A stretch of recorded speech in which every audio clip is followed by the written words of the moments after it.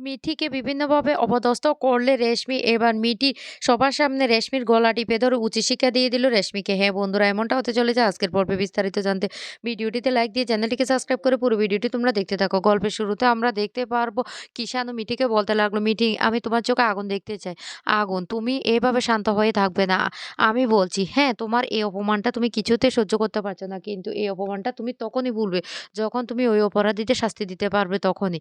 তার আগে আমি তো তোমার চোখে আগুন দেখতে চাই। মিঠি তখন বলতে লাগলো, "আমি পারবো?"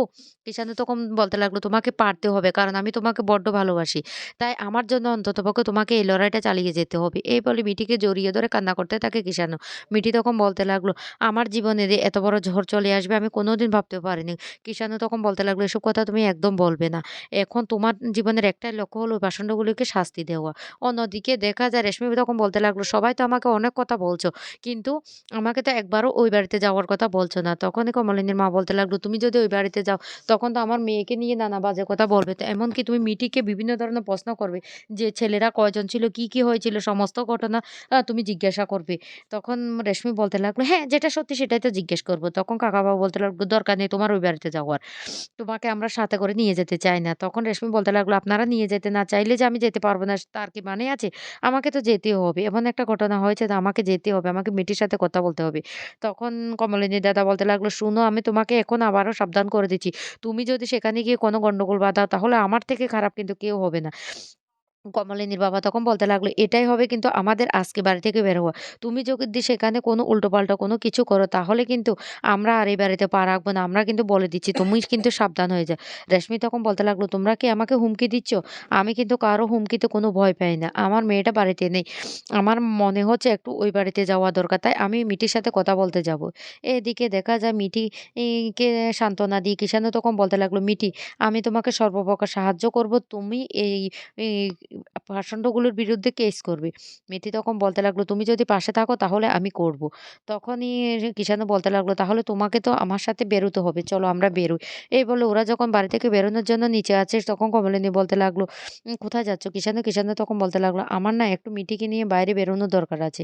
তখন কমলিনী বলতে লাগলো, "কেন? আমাদের না এখন ওকে একা ছাড়তে বড্ড ভয় করে।" তখনই একথা বলতে নতুন তখন বলতে লাগলো, "কিষাণু যেহেতু সাথে আছে আমার আর কোনো প্রশ্ন করা দরকার নেই। কারণ আমার কিষাণুর উপর যথেষ্ট বিশ্বাস আছে। তাই আমি জানি কিষাণু কোনো ও কিছু করবে না। মিঠিজির পাশে যদি কিষাণু থাকে তাতে মিঠি অনেক ভরসা পাবে।" তখন কুর্চি বলতে লাগলো, "হ্যাঁ, কিষাণু, আমি তোমাকে একটা কথা বলি, যদি আমাদের প্রয়োজন হয় তাহলে আমি কি যেতে পারি?" কিষাণু তখন বলতে লাগলো, "না, তার আর দরকার নেই। আমার শুধু মিঠিকে প্রয়োজন, তাই আমি মিঠিকে নিয়ে একটু বেরিয়ে যাচ্ছি, বাইরে বেরোতে যাচ্ছি।" বাবিল তখন বলতে লাগলো, "আমি যাবো?" তখনই কিষাণু বলতে লাগলো, "আমি বলছি তো কারো দরকার নেই।" বুবলাই তখন বলতে লাগলো, "শোনো কিষাণু, কালকে সারারাত তুমিও ঘুমাওনি, তাই তোমার একটু তো বিশ্রামের দরকার আছে। আমি বরং তোমার সাথে যাই।" তখন বলতে লাগলো, "বুবলাইদা, তোমাকে যেতে হবে না। আমি বলছি তো এই দরকারটা শুধু মিটির, তাই আমি মিটিকে নিয়ে বাইরে যাচ্ছি। তোমরা এত টেনশন করো না।" কমলিনী তখন বলতে লাগলো, "আচ্ছা বাবা, ঠিক আছে।" তখনই কমলিনীর শাশুড়ি বলতে লাগলো, "এই মিটি, তোর এখন বিশ্রাম করার দরকার। তুই আবার হুটহাট করে কোথায় বেরিয়ে যাচ্ছিস? কেনই বা বেরিয়ে যাচ্ছিস? কালকে তোর সাথে যে ঘটনাটা হয়েছে।" কিষাণু তখন রেগে যায় আর বলতে লাগলো, "কালকে কি হয়েছে? কি হয়েছে? আপনি কি বলতে চাইছেন?" তখন কমলিনী বলতে লাগলো, "ও তো বয়স্ক মানুষ, ঠাকুমা সেই জন্য কথাটা বলে ফেলেছে।" এই কথা বলতে কিষান তখন বলতে লাগলো, "ভবিষ্যতে উনি যেন কথা বলতে সাবধানে কথা বলেন। এইভাবে কথা বলতে পারেন না। উনি বয়স্ক হয়েছেন কি হয়েছে? তাই বলে যেকোনো মুহূর্তে যেকোনো কথা বলে ফেলবেন? এটা তো আমরা কিছুতে মেনে নিতে পারি না।" আর তখনই সেই মুহূর্তে কমলিনীর বাবা, কাকা, আ মা সবাই চলে আসে। আর আসলে কাকাবাবু তখন বলতে লাগলো, "মিঠি, মিঠি কেমন আছো?" কমলিনীর মা তখন মিঠিকে ধরে জড়িয়ে ধরে কান্না করতে থাকলে কমলিনী তখন বলতে লাগলো, "মা, তুমি এভাবে কান্না করছো কেন? কেন এভাবে কান্না করছো? মিটির তো কিছু হয়নি, মিটি স্বাভাবিক। মিটি বাড়ি ফিরে এসেছে, তাতে কি তুমি খুশি হওনি?" কমলিনীর বাবা তখন বলতে লাগলো, "আমি তোমাকে বারবার নিষেধ করেছি, তারপরও তুমি কেন এমনটা করছো?" তখন কমলিনীর মা বলতে লাগলো, "মিটি, তুই ঠিক আছিস তো?" মিটি তখন বলতে লাগলো, "হ্যাঁ, আমি ঠিক আছি দিদুন। আমার কিচ্ছু হয়নি, দেখতেই তো পাচ্ছ।" তখনই রেশমি বলতে লাগলো, "এই মিটি, তুই কোথায় যাচ্ছিস?" মিটি তখন বলতে লাগলো, "আমি একটু বাইরে যাচ্ছি।" তখন এ কথা বলতে রেশমি তখন বলতে লাগলো, "কালকে রাত্রে তোর উপর এত ধকল গিয়েছে, তার উপর এতগুলো ছেলে তোকে কি সে নিয়ে বসিয়ে রেখেছে? তাহলে তুই একটু বিশ্রাম নেওয়ার দরকার না?" আমার না বলতে মুখে বাজছে, তারপরও কিষাণু তখন প্রচন্ড রেগে যায় আর বলতে লাগলো, "আপনি কি বলতে চাইছেন? কি বলতে চাইছেন? আপনার মুখে কি কোনো লজ্জা শরম নেই? আপনি কোনো কথা আপনার মুখে আটকায় না? আপনি এভাবে কথাগুলো বলতে পারছেন?" রেশমি তখন বলতে লাগলো, "আমি ভুল কোথায় বলছি? আমি ভুল কোথায় বলছি? আমি যেটা সত্যি সেটাই তো বলছি।" তখনই মিটি বলতে লাগলো, "আচ্ছা মামি তুমি কি জিজ্ঞেস করতে চাইছো ঠিক করে বলো তো? বলো ঠিক করে কি জিজ্ঞাসা করতে চাইছো? আমি তোমার সমস্ত প্রশ্নের উত্তর দেব।" তখনই কমলিনী কাকাবাবু বলতে লাগলো, "না মিটি, ওর কোনো প্রশ্নের তুই উত্তর দিবি না।" মিটি তখন বলতে লাগলো, "আমি যদি এখন ওর কোনো প্রশ্নের উত্তর না দিই না, তাহলে ও মামি অথচ আমরা যে বাড়ি ফিরে আসবো তখনও মামি থেকেই যাবে। মামি আর বাড়ি ফিরে যাবে না। কারণ মামির মনে তো এখন অনেক কৌতূহল।" তখন কমলিনীর বাবা বলতে লাগলো, "শোন মিটি, তুই কোনো প্রশ্নের উত্তর দিবি না। ও এমন তুই বেশ ভালো করে জানিস।" তখন রেশমি বলতে লাগলো, "হ্যাঁ মিটি, আমার না তোর সাথে অনেক কথা আছে।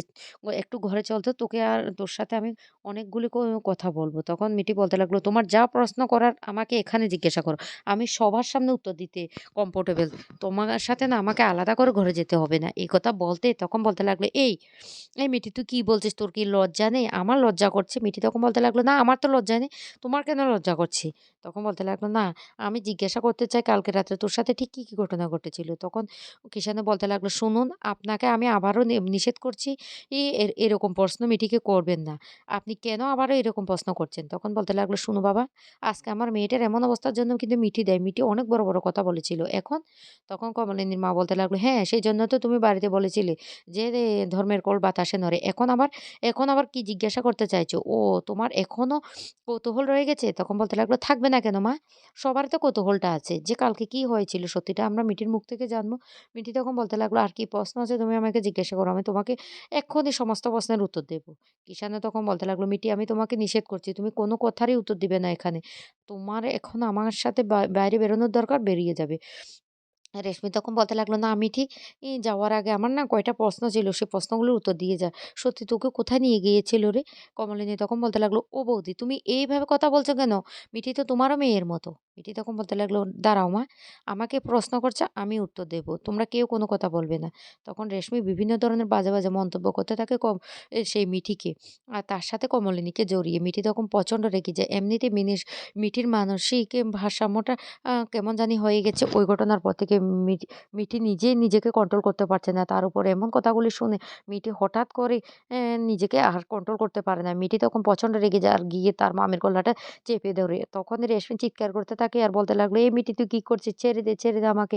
মিঠি তখন বলতে লাগলো, "না তোমার সমস্ত প্রশ্নের উত্তর চাই না? আমি এবার তোমাকে সমস্ত প্রশ্নের উত্তর দেব।" এই বলে সজোরে গলাটা চেপে ধরে রাখে। তখন অ মিঠির মামা, মিঠির মা সবাই মিঠির হাতটা ছাড়ানোর চেষ্টা করে। কিন্তু মিঠি কিছুতেই তার গলা থেকে হাতটা ছাড়ায় না। আর মিঠি বলতে লাগলো, "এবার হলো তো? এবার হলো? আর আমাকে কোনো প্রশ্ন জিজ্ঞাসা করবে?" তখন রেশমি ভয় পেয়ে যায় আর বলতে লাগলো, "এই মিঠি আমাকে ছেড়ে দে। আমি আর কিছু বলব না। ছেড়ে দে, ছেড়ে দে। তুই কি পাগল হয়ে গেছিস নাকি?" মিঠি তখন বলতে লাগলো, "হ্যাঁ, আমি পাগল হয়ে গেছি। পাগল হয়ে গেছি। আর আমি পাগল হয়ে তোমাকেই আমি শেষ করে দেব। কারণ তুমি অনেক বড়, বড় কথা বলেছ।" তখন বলতে লাগলো, "শোন, আমাকে ছেড়ে দে। আমি তোর মামি। বিশ্বাস কর তুই এমন করতে পারিস না আমার সাথে।" তখন বলতে লাগলো, "কেন পারি না? তুমি যদি প্রতিনিয়ত আমাদের সাথে এমনটা করতে পারো তাহলে আমি কেন পারি না? কেন পারি না?" তখন কিষাণু বলতে লাগলো, "আপনাকে আমি অনেকবার নিষেধ করেছি। এভাবে মিট্টিকে অপদস্থ করবে না। মিট্টি এমনিতে মানসিক ভাবে অসুস্থ হয়ে পড়েছে। তার উপর আপনি মিঠির মামি মানে তো মিঠির মায়ের সমান। তাহলে আপনি কি করে মেয়েটাকে আবার অপদস্থ করার চেষ্টা করছেন? তাই যা হচ্ছে ভালোই হচ্ছে।" মিঠি তখন বলতে লাগলো, "আমি ছাড়ব না। আমি কিছুতেই ছাড়ব না।" তখন কোনরকম মিঠিকে ছাড়িয়ে দেয়। আর তখন রেশমি বলতে লাগলো, "দেখো, দেখো মেয়ের কাণ্ড দেখো। আমাকে না মেরে ফেলার চেষ্টা করেছে।"